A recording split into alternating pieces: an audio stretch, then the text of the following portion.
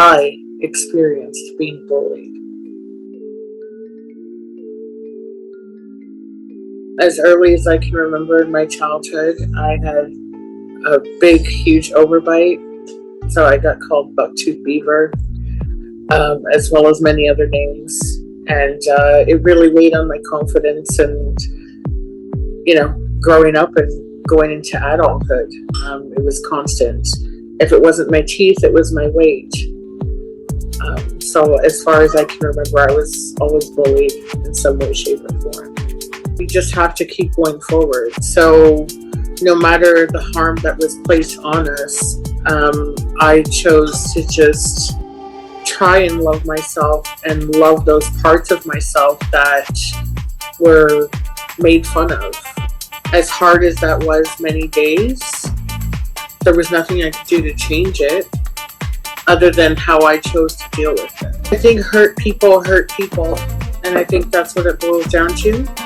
And I think a lot of it, for me, when I thought about it, it stems from, well, either you weren't taught properly or you just didn't care that you were placing harm on another. But one thing I realized as I grew older was that, again, it goes back to hurt people.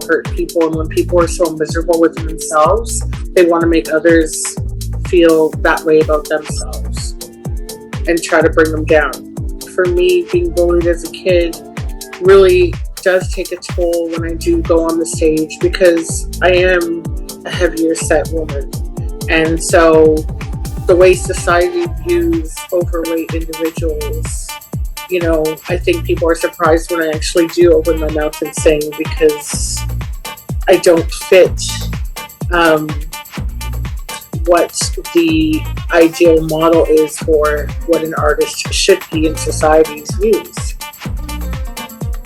So I think as an artist, it takes a lot of courage to stand up there. And I'm not one to wear makeup, and I don't like wearing makeup and dolling myself up. I am who I am, and it took a long time for me to understand that.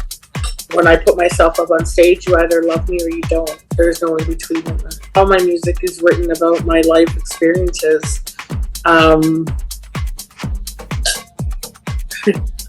There's Time Waits for No One, there's Dancing in the Dark, battling the mental health aspect of it.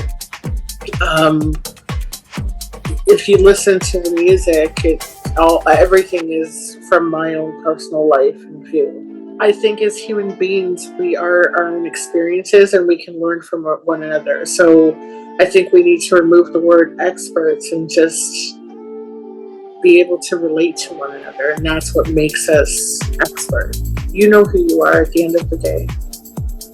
And sure, maybe they're saying something that is true. Maybe you are overweight. Maybe you do have a flaw, but that flaw is what makes you who you are. And embrace those flaws and own them. Resilience is our superpower.